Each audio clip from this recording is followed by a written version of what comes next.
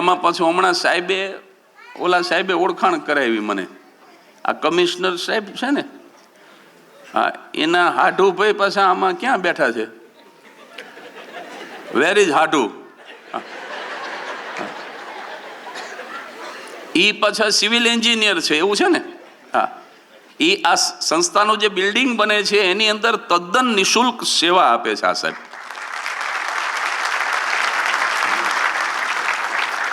એટલે તમે આ પરિચય કરાવ્યો ને ત્યારે મારા મોઢા સુધી આવી ગયું હતું, what is the definition of હાઢુ? તો એક જ દુકાનેથી છેતરાયેલા 2 કસ્ટમર, ધેટ મીન્સ હાઢુ.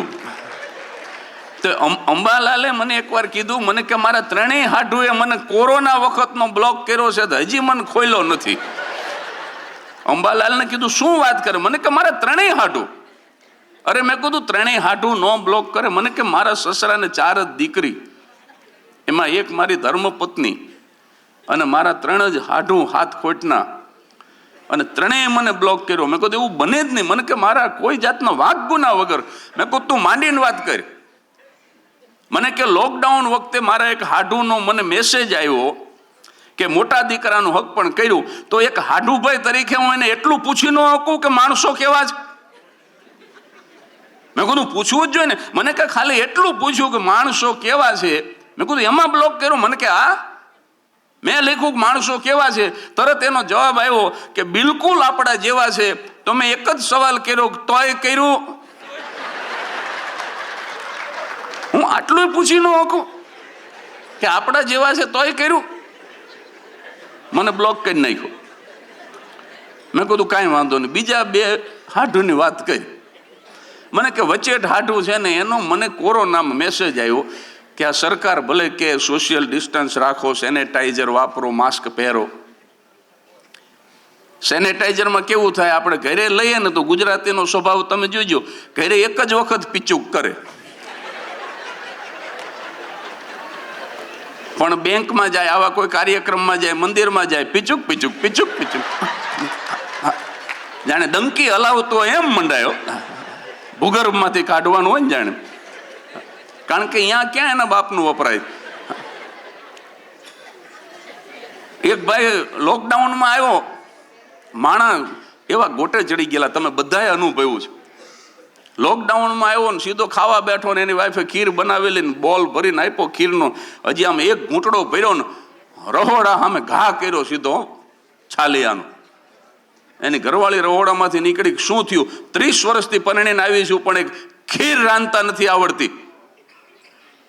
આની અંદર ભાત નાખવાના હોય. ઓલી કે નાખ્યા છે પણ ઉતાવળમાં તમે માસ્ક કાઢવાનું ભૂલી ગયા છો. ભાત તો મેં ધરાઈને નાખ્યા છે પણ તમે ઘાંઘા થઈ ગયા છો, મોત ભાળી ગયા છો. આ માસ્ક કાઢ્યા વગર ઘૂંટડો ભરી લીધો, દૂધ તમારા પેટમાં ગયું, ચોખા બધા થાળીમાં પડ્યા. આ ચોખા પડ્યા એમાં તમે ચોખા ન રહ્યા.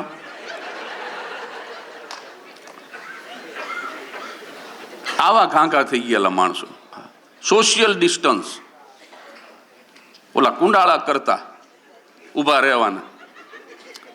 હા, કાળી ચૌદશના કુંડાળામાં અંબાલાલ ઊભો ભજીયા ખાય. એટલે અમે કીધું આમાં ઊભો છું, મને કે સોશિયલ ડિસ્ટન્સ નું નથી.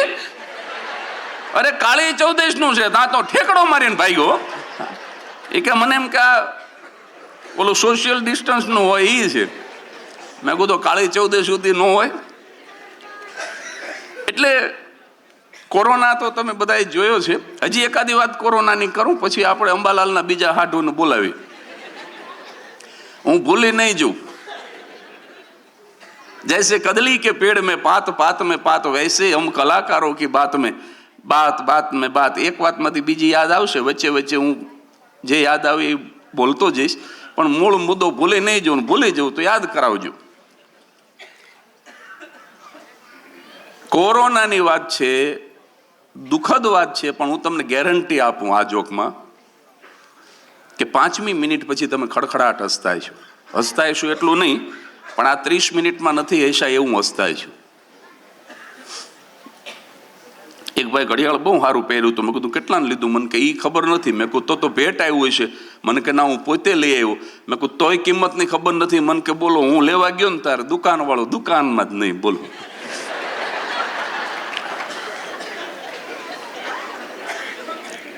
લોકડાઉન તમે બધાએ અનુભવ્યું છે.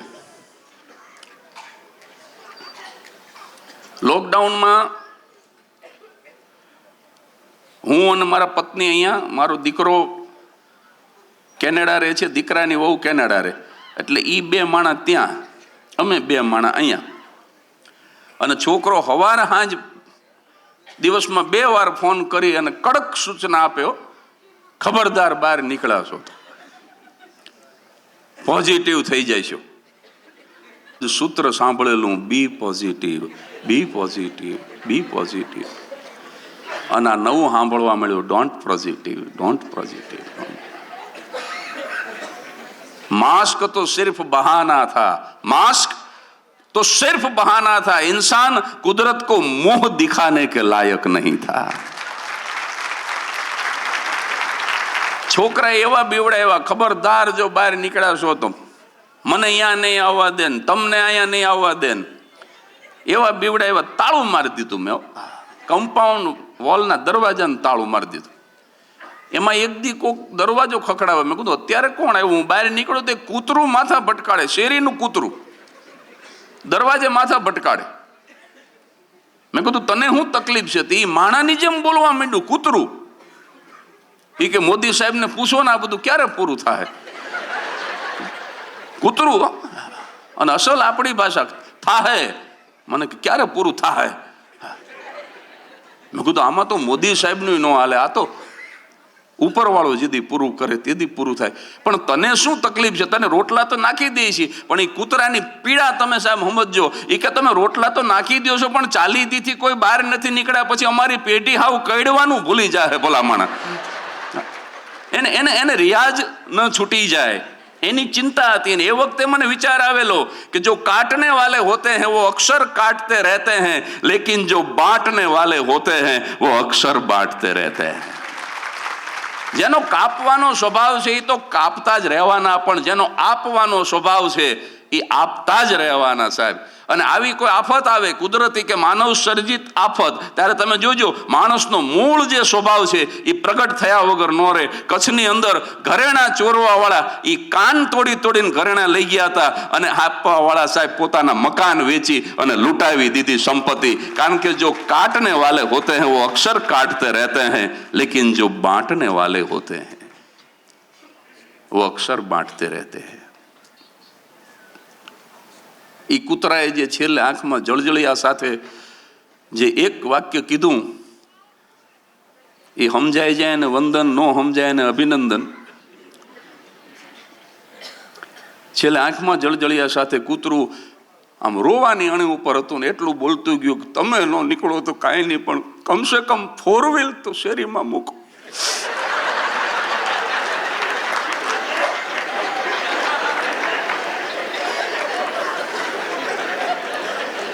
ભાવનગર સમજણું બહુ. આ એની પીડા હતી, એની વેદના હતી. એક કૂતરાએ એક ભાઈની પીંડી, પગની પીંડી મોઢામાં લઈ લીધેલી ને તોય ઓલો પાછો ઊભો દાંત કાઢે. બોલો, જેની પીંડી મોઢામાં ઈ દાંત કાઢે. મેં કીધું હળવદિયા લાડવા જેવી હમણાં આ સ્પેર પાર્ટ નોખો કરશે અને ઓલો દાંત કાઢે. પણ કૂતરું જતું રહ્યું. પછી એની પાસે ગયો. મેં કીધું કાંઈ ન પીવાનું પી ગયો છું? મને કે હું તો ડુંગળી લહણે નથી ખાતો. તો કીધું આ કૂતરાના મોઢામાં પીંડીને દાંત કાઢતો હતો. મને કે દાંત જ કાઢો ને. કૂતરું હાવ બોખું હતું. મને કે મને ગલગલિયા થતા હતા કે એકવાર તેને કાઢી નાખીને મેં પાછી આપી, ઘડીક રાખ. મને મજા આવે.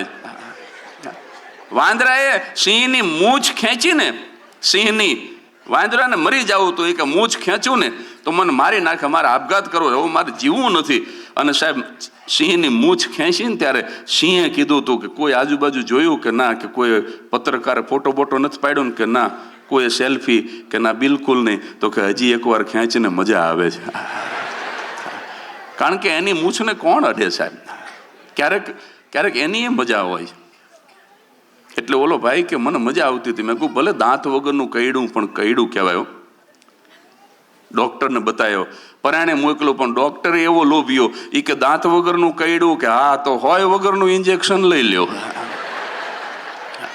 એમ કરીને 300 લીધા તારે રહ્યો ડોક્ટર. બોલો, ડોક્ટરે અદભુત હોય છે અમુક તો ખરેખર. એટલે આ લોકડાઉન માંથી યાદ આવ્યું, પણ દીકરાએ મને કીધું હતું, જે જોક હું તમને કહેવા જઈ રહ્યો હતી હવે કહી દઉં. ખબરદાર જો બહાર નીકળ્યા છો તો ઘરમાં પુરાઈ ગયા, એવા કંટાળ્યા, બોર થઈ ગયા હતા. તમે તો બોર થયા છો, અમે તો સંતરા થઈ ગયા છે ખરેખર. એક દિવસ મેં મારા એકના એક ધર્મપત્નીને કીધું, મેં કીધું કોરોના નહીં મારે પણ કંટાળો મારી નાખશે. મને કે આમાં શું કરીએ, બહાર તો નીકળાય નહીં. મેં કીધું હાલો ને એકાદું સારું મૂવી જોઈ, કમસે કમ કંટાળો તો દૂર થાય.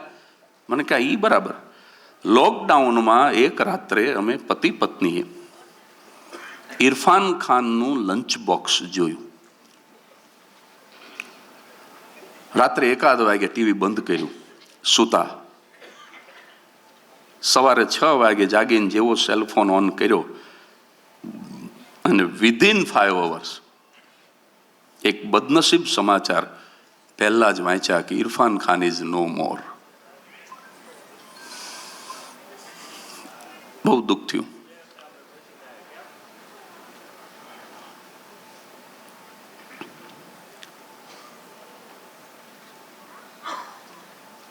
પતી ગઈ વાત. બહુ દુઃખ થયું, કારણ કે રાત્રે 1 વાગે તમે જેની એક્ટિંગ ઉપર આફરીન પોકારીને સૂતા હોય અને 6 કલાક 5 કલાકમાં તમને સમાચાર વાંચવા મળે. અને મને દુઃખ એટલા માટે થયું કે હું થિયેટરનો માણસ, હું બેઝિકલી નાટકનો માણસ, અને Irfan Khan was also coming from theatre, એટલે વધારે દુઃખ થાય. બીજે દિવસે બહુ ઉદાસ હતો, 12 વાગ્યા સુધી નાયો નહીં. બીજે દિવસે બહુ શેડ મૂડ હતો. એટલે વેરી નેક્સ્ટ ડે સાંજે મેં મારા પત્નીને કીધું કે આજ બહુ ઉદાસી છે, ગમતું નથી. આવો સારો કલાકાર જન્નત નસીન થઈ ગયો. મને કે આપણે તો શું કરીએ હવે આમાં. મેં કીધું ચાલ ને આજે કંઈક એવું હલકું ફૂલકું મૂવી જોઈ કે જેમાં મગજ ન દોડાવવું પડે અને આ બધો કંટાળો દૂર થઈ જાય. એટલે એ વખતે મને 55 થયા હતા. 55 વર્ષે બીજે દિવસે પ્રેમ રોગ જોયું. આ રોગ તો ગમે તે ઉંમરે થાય.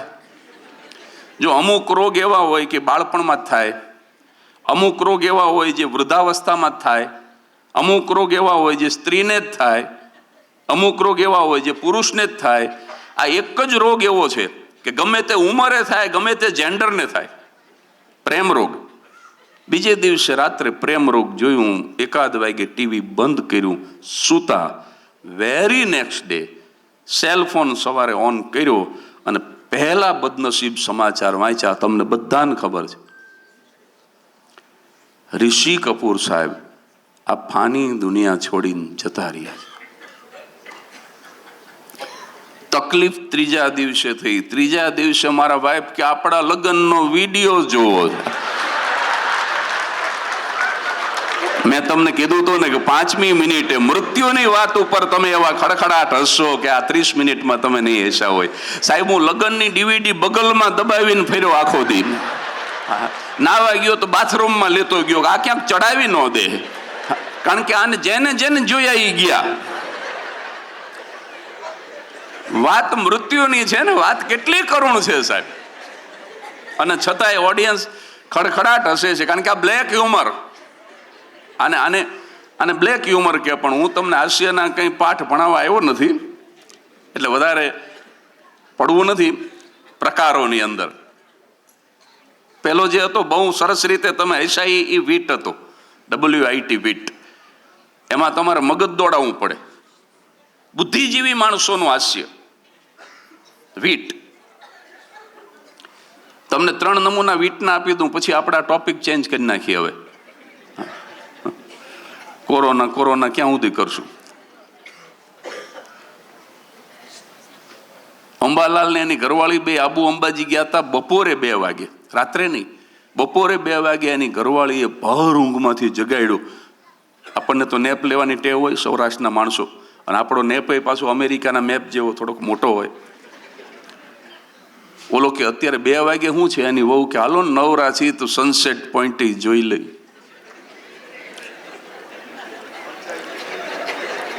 કાંઈ વાંધો નહીં, આમાં કંઈ એવું જરૂરી નથી. હજી 2 ચાન્સ છે, 2 ચાન્સ છે.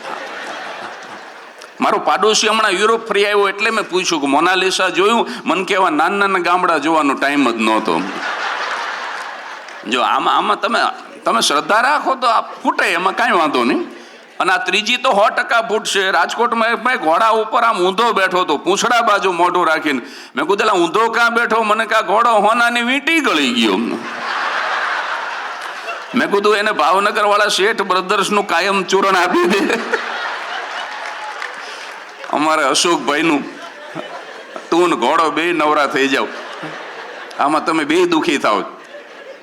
પણ ગામડું યાદ આવ્યું છે મિત્રો. ધૂળ ઢેફાન પાણા હોય, ભીતે ભીતે છાણા હોય, ટાણા એવા ગાણા હોય, અને મળવા જેવા માણા હોય, જ્યાં ઉકરડા ઓટા હોય, બળદના જોટા હોય, પડકારા હાકોટા હોય, પણ માણા મનના મોટા હોય. સાહેબ ગામડું આ કારણે ગામડું ગમે છે. માણા મનના મોટા હોય, માથે દેશી નળિયા હોય, વીઘા એકના ફળિયા હોય, બધા હૈયા બળિયા હોય ને કાયમ મોજે દરિયા હોય, જ્યાં હમૈયા ફુલેકા હોય, તાલ એવા ઠેકા હોય, મોભને ભલે ટેકા હોય, પણ એ દિલના ઢેકા ઢેકા હોય, જ્યાં ગાય ગોબરને ગારો હોય, આંગણ તુલસી ક્યારો હોય, ધરમના કાંટે ધારો હોય, પણ હવનો વ્યવહાર હારો હોય. અને ગામડામાં ડણકોને ડચકારા હોય, જ્યાં ખોખારા ખમકારા હોય, જ્યાં પાંપરડા પાંકારા હોય, પણ ગામડા શહેર કરતા સારા હોય. સાહેબ ગામડા શહેર કરતા સારા.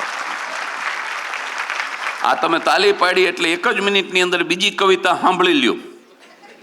તાલી પાડવાની ભૂલ કરી છે કે 5 વાગે ને પરોડીએ અમે ગાડા હાથી જોડતા, ઢોરા ને દફેડીને ખાવા અમે વેલા હાર છોડતા, ઘંટી અને ગમર વલોણા પ્રભાતિયા ગાતા હતા, ને અમીર તેદી ગરીબોને ખવડાવીને ખાતા હતા, વાવ કુવાનો વીરડા તેદી મીઠા પાણી દેતા હતા, વરણ અડારે વગર વેરથી કેવા રાજી રહેતા હતા, નટ મોલ અને બજાણિયાના ખેલ ચોરે થતા હતા, અને ત્રીજી પેઢી તેડીને ખભે ભાભા જોવા જાતા હતા, ભાત મૂકીને ભારિયા માથે મનડામાં મુસ્કાતી હતી, મોલ ભાળી ઊભા વગડે એ હૈયામાં હરખાતી હતી, અને પીડ જોઈને પાડોશીની પડતું આંસુ ખારું હતું. શહેર કરતા તો ગામડું મારું 70 દરજ્જે હારું હતું. શહેર કરતા તો ગામડું મારું 70 દરજ્જે હારું હતું. આ ગામડું છે સાહેબ. મારા ગુરુ પદ્મશ્રી શાહબુદ્દીન રાઠોડ સાહેબની એક વ્યાખ્યા છે કે ગામડાની સંસ્કૃતિ અને શહેરની સંસ્કૃતિમાં શું તફાવત છે? તો કે શહેરનો માણસ એમ વિચારે કે ભેગું કરીને જીવાય, જ્યારે ગામડાનો માણસ એમ વિચારે કે ભેગા થઈને જીવાય. બસ આટલો જ આ બે સંસ્કૃતિમાં તફાવત. આપણે શહેરની સંસ્કૃતિ છે ને એ મગજને પ્રાધાન્ય આપીને જીવે છે, અને ગામડાની સંસ્કૃતિ એ હૃદયને પ્રાધાન્ય આપીને જીવે છે. મગજમાંથી બુદ્ધિ જન્મે, બુદ્ધિના ગાળિયા કરે શહેરના માણસો. હું શહેરમાં રહું છું એટલે તમે ટીકાના અર્થમાં ન લેશો. આપણે નગરના જ માણસો છીએ. તમે ભાવમાં છો, હું સુરેન્દ્રમાં છું, પણ મૂળ તો આપણે નગરના જ માણસો છીએ. પણ નગરની સંસ્કૃતિ બુદ્ધિના ગાળિયા કરે. મારો પાડોશી હમણાં અડદિયાની ફ્લેવરની અગરબત્તી લઈ આવ્યો. બોલ, આ શહેરનો માણસ અડદિયાની ફ્લેવર અગરબત્તી ભાળી ક્યાંક. ગુલાબ હોય, ચંદન હોય, જુઈ હોય, ચમેલી હોય, અડદિયો. મેં કીધું અડદિયાની હુકામ હળગાવી? એ કે મોંઘવારી બહુ છે, અડદિયાનો મેળ પડેવો નથી, અહીંયા અગરબત્તી હળગાવો ને પાડોશી બધા હળગે એવી વ્યવસ્થા કરી. મને કે આ એક જ હળગાવી નાખું, પાડોશી આખો દી હળગે. ભડના દીકરા ચોખા ઘીના દાબે. બોલો, શિયાળો આખો કાઢી નાખ્યો એક પડીકામાં, અને અમને જે દુખી કર્યા છે. હમણાં દિવાળી ઉપર આ જ પાડોશી, આ જો શહેરનો માણસ, એના ઘરમાંથી આખી રાત ફટાકડા ફોડવાના અવાજ આવ્યા. મેં કીધું આ લોભીનું જાળું આ આટલા બધા ફટાકડા ફોડે આખી રાત? હું હોઈ ન હોય, મારો જીવ બળી ગયો. મેં કીધું આપણે કાંઈ ફોડ્યા નહીં. જોકે આ દિવાળી અને ફટાકડા યાદ આવ્યા એટલે એક વાત કરી દઉં. આ 2024ની સાલ એક જ એવી સાલ છે કે 2024માં એક વાર નહીં 2 વખત દિવાળી આવી.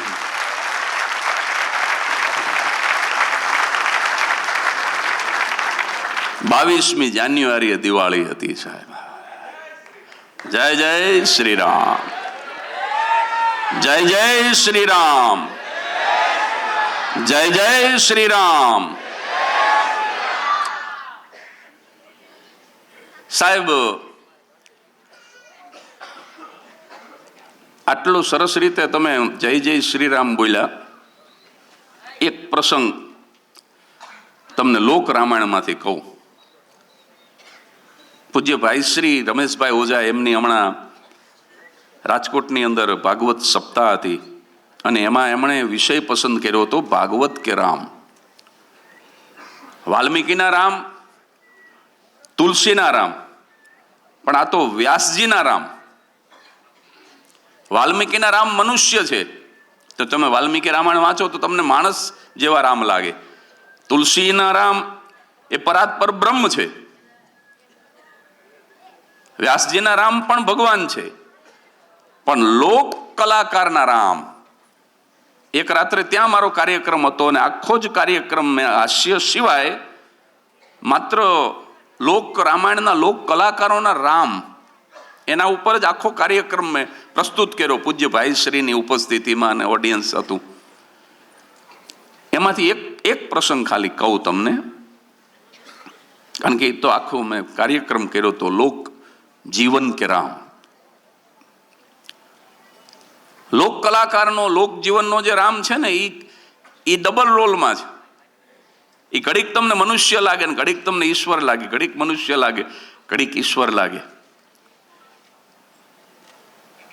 પણ એનો એક પ્રસંગ જો તમને બહુ ગમશે. તમે આટલા સરસ રીતે શ્રદ્ધાથી તમે જય જયકાર કર્યો ને, એટલે ભગવાન રામ સેતુબંધ બાંધી લંકાના પાદરમાં પહોંચી ગયા છે. પછી જ્યારે યુદ્ધ નિશ્ચિત હતું ત્યારે પછી કુંભકર્ણને જગાડ્યો રાવણે. કુંભકર્ણ 6 મહિના હોવે ને 6 મહિના જાગે. હજી એને હૂતો એને 3 જ મહિના થયા હતા અને કાચી નીંદરમાંથી જગાડ્યો. 3 મહિના હૂતો હોય તો કેવી કાચી નીંદર હોય. અને ઢોલ ને નગારા ને ત્રાસા ને શરણાઈનું તો મોઢિયું એના કાનમાં નાખી દીધું, તઈ જાગ્યો. અને ઊંઘમાંથી આળસ મરડીને થયો બેઠો અને દશાનંદને પૂછ્યું કેમ મને કાચી નીંદરમાંથી જગાડ્યો. ને ત્યારે રાવણ એમ કહે છે કે દશરથના પુત્ર વધુ અને રામના પત્ની સીતાનું હરણ કરીને આવ્યો છું અને એ રીંછ અને વાનરનું સૈન્ય લઈને લંકાના પાદર સુધી પહોંચી ગયા છે અને હવે આપણે યુદ્ધ કરવાનું છે. ત્યારે જાડી બુદ્ધિનો કુંભકર્ણ રાવણને જે કહે છે એ વાત સાંભળવા જેવી છે. કુંભકર્ણ આમ આંખું ચોળતા ચોળતા એક જ વાક્ય બોલ્યો હતો કે મોટા ભાઈ, આના કરતા તમે મારી જેમ હુઈ રહ્યા હોત તો હું વાંધો હતો. મેં સૂઈને શું ગુમાવ્યું ને તમે જાગીને શું મેળવ્યું એનું ક્યારેક સરવૈયું કાઢજો મોટા ભાઈ. આ જે જગ્યાએ હાથ નાખ્યો છે ને એ હાથ નાખવા જેવું ઘર નહોતું, પણ વફાદાર હતો પોતાના ભાઈને. એને ખબર હતી કે આની સાથે યુદ્ધ ન થાય, છતાં રાવણની સાથે કુંભકર્ણ લડવા માટે થઈને તૈયાર થઈ ગયો. અને પછી જે ઘટના બની, મેઘનાદના બાણથી લક્ષ્મણને મૂર્છા આવી અને સુષેણ નામનો લંકાનો વૈદ. જો આમાં મારો મૌલિક વિચાર એ છે મિત્રો કે સુષેણ લંકાનો વૈદ હતો અને છતાંય જે મૂર્છિત હતો, જે બેભાન હતો, એ દુશ્મન હતો. અને એ જો ભાનમાં આવે તો કુંવર મેઘનાદને મારી નાખે એ નક્કી હતું. પણ છતાંય એઝ અ ડોક્ટર, અહીંયા ડોક્ટરો પણ બેઠા છે, જો તબીબનો શું ધર્મ છે. ગીતાની અંદર જે કીધું ને સ્વધર્મમાં રહેવું, આ ધર્મ સાહેબ. હિન્દુ ને મુસ્લિમ ને પારસી ને શીખ ને એ ધર્મની વાત ગીતામાં નથી કરી સાહેબ. આ તબીબનો સ્વધર્મ શું હોઈ શકે? સુષેણ નામનો વૈદ લંકાનો હતો અને દુશ્મન બેભાન પડ્યો હતો અને એ ભાનમાં આવે તો પોતાના જ દેશના કુંવરને મારી નાખે નક્કી હતું. ને છતાંય સુષેણે સાવ સાચું પ્રિસ્ક્રિપ્શન લખી દીધું, સાવ સાચી દવા આપી કે સંજીવની બુટી જો સૂર્યોદય પહેલા લઈ આવો તો હું આને ભાનમાં લાવી દઉં. દુઃખ મને એ વાતનું છે સાહેબ કે ત્રેતા યુગની અંદર દુશ્મનને પણ સાચી દવા તબીબો લખી દેતા અને કલિયુગ આપણા જ તબીબો નકલી રેમડેસિવિર આપતા. આ બે યુગની વચ્ચે આટલો તફાવત ત્રેતામાં અને કળિયુગની અંદર આપણા જ છે ને. આ આપણને જે આપે છે ₹10ની દવા જે 500 રૂપિયામાં આપે છે એ આપણા જ છે. અને ઓલો દુશ્મન દેશનો તબીબ હતો, વૈદ હતો. અને હનુમાનજી મહારાજ સંજીવની બુટી લેવા નીકળ્યા છે. એક જ પ્રસંગ મારે તમને કહેવો છે, જય જયકાર કર્યો એટલે.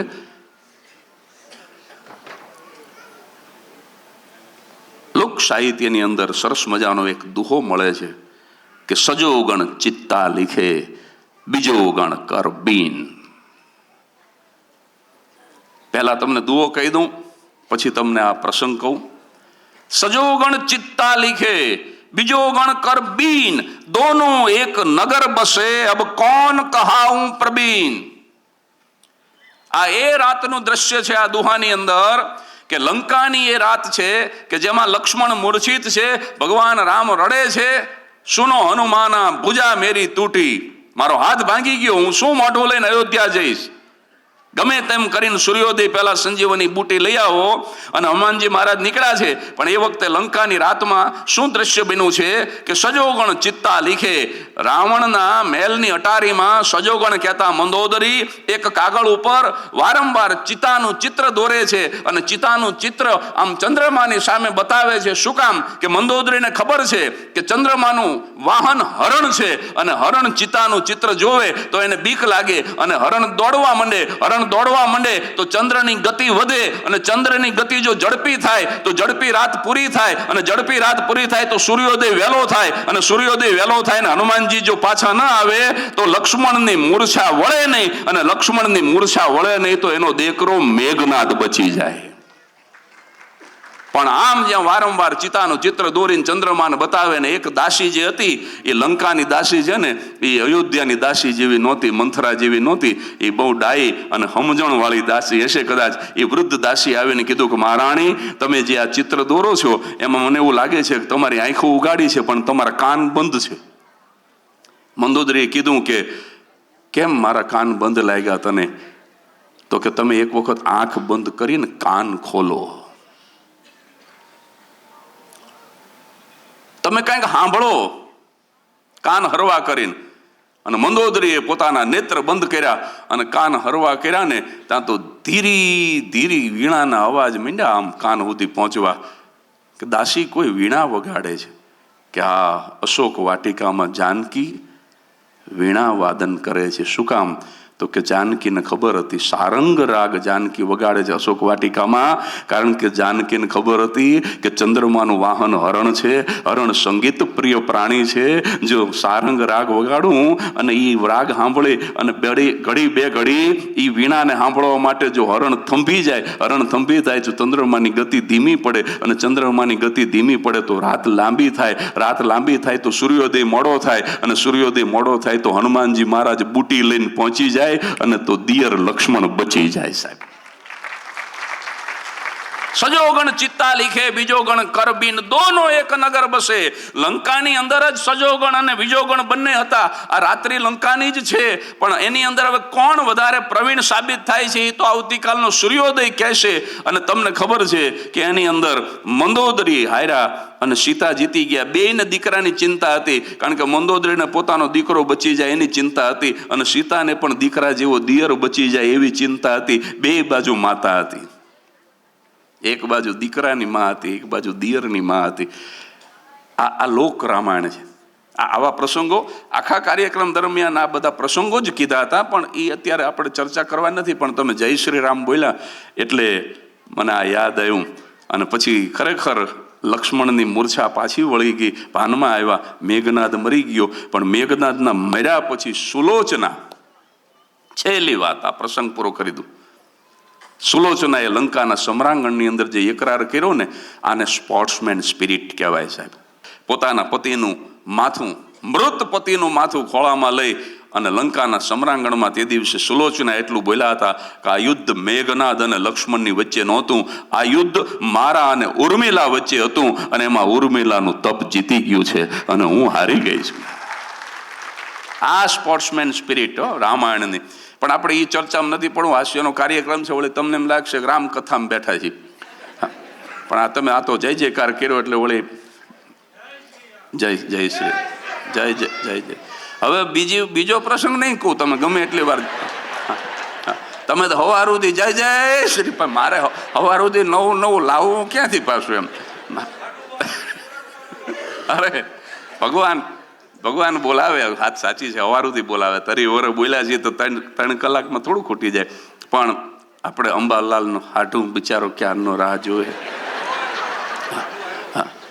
એને આપણે લઈ લેવું જોઈએ. એટલે બીજા હાડુએ મેં કીધું તને શું કામ બ્લોક કર્યો, પેલાનું તો સમજ્યા. અરે મને કે મારો કોઈ જાતનો વાંક નહીં. બીજા હાડુએ મને લોકડાઉનની અંદર મેસેજ કર્યો કે આ સરકાર કહે છે સેનેટાઈઝર વાપરો, માસ્ક વાપરો, સોશિયલ ડિસ્ટન્સ રાખો. અહીંથી હું આમ પછી આડે પાટે ચડી ગયો હતો, એમાં અડધી કલાક ગઈ. પણ કે આ ગાંડા બધા બેફામ રખડે છે, કોઈને કોરોના થયો. આવો હાડુભાઈનો મને મેસેજ આવ્યો અંબાલાલ કે વચ્ચે હાડુનો, કે આ ગાંડા બેફામ રખડે છે, નથી સોશિયલ ડિસ્ટન્સ રાખતા, નથી માસ્ક પહેરતા, નથી સેનેટાઈઝર વાપરતા. આ સેનેટાઈઝર શરૂઆતમાં તો માણસ સમજતા જ નહોતા. અમારાથી એક જણો બેંકમાં ગયો ને આમ પીચુક કરીને સ્વામિનારાયણ ભગવાન, તો મેનેજર દોડ્યો કે એમાં ભગવાન નહીં વચ્ચે આવે. એને એમ કે ચૈણામૃત રાખ્યું. આ ગાંડા ક્યાં ક્યાં વાપરે છે. હાડુભાઈ કે એકને કોરોના થયો. એક હાડુભાઈ તરીકે હું એને એટલું ન લખી શકું એક વાક્ય. મેં કહ્યું પણ તે શું લખ્યું, કે એને મને એમ લખ્યું કે એકેય ગાંડાને થયો. તો મેં એક લાગણીથી ખાલી એક વાક્ય લખ્યું કે તોય તમે ધ્યાન રાખજો. બોલો એમાં બ્લોક કરી નાખવાનો, આમાં મારો કેમ? મેં કીધું હાલો ને આ બીજાનું તો જાણ્યું, પણ ત્રીજામાં હું વાંધો પડ્યો એ કે. મને કે ત્રીજામાં તો મારો કોઈ જાતનો ધર્મ સોગંદ, મારો કોઈ જાતનો વાંક નહીં.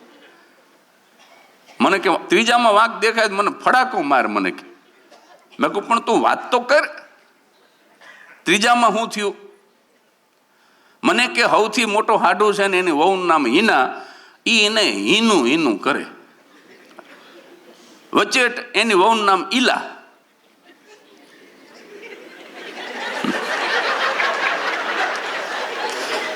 હવે એ વચેટનું હક પણ થયું ત્યારે સોદાગર બહાર પડેલું. તો એ અરખ પદુડો આખો દી ગાય ઈલ્લુ ઈલ્લુ ઈલ્લુ ઈલ્લુ ઈલ્લુ કા મતલબ આય યુ. મેં કીધું એ તો બરાબર, પણ હવે મને કે ઢીલું. લગ્ન થયા પછી મને કે હાવ જીવતર ઢીલું ને મોઢું એનું વીલું. મેં કીધું એ તો બરાબર, એ હાલો ને ઈલા ને ઈલું કે, પણ વાંધો હું પડ્યો. મને કે સૌથી નાની નમ્રતા, એનો વર એને નમું કે નમું. મેં કીધું આમાં બ્લોક હું કામ કર્યો? મને કે મારો કોઈ જાતનો વાંક નહીં. નમુનો વર છે ને એનો મને મેસેજ આવ્યો કે આજે મારી પત્નીનો, મારા સ્વીટ હાર્ટનો, મારા બેટર હાફનો આજે બર્થડે છે. આવો મને મેસેજ આવ્યો કોરોનામાં. હવે હું હેપી બર્થડે લખી દઉં તો બધાય લખતા હોય. એક હાડુભાઈ તરીકે મારી હગી હાળી છે તો મારે કાંઈક થોડુંક સ્પેશિયલ મેસેજ તો લખવો જોઈએ ને. મેં કીધું લખવો જ જોઈએ. હાવ હેપી બર્થડે એમ થોડું લખી નખાય. એટલે કે મેં થોડુંક આમ અલંકારિત ભાષામાં મેં એને ખાલી એટલું જ લખ્યું કે નમું તારી અને તું નમું ન. બોલો એમાં બ્લોક કરીને આમાં મારો કાંઈ વાંક ખરો?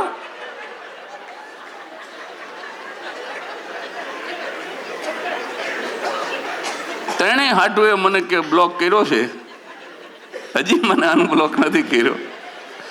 મેં કીધું ભગવાન ન કરે આખી જિંદગી તને.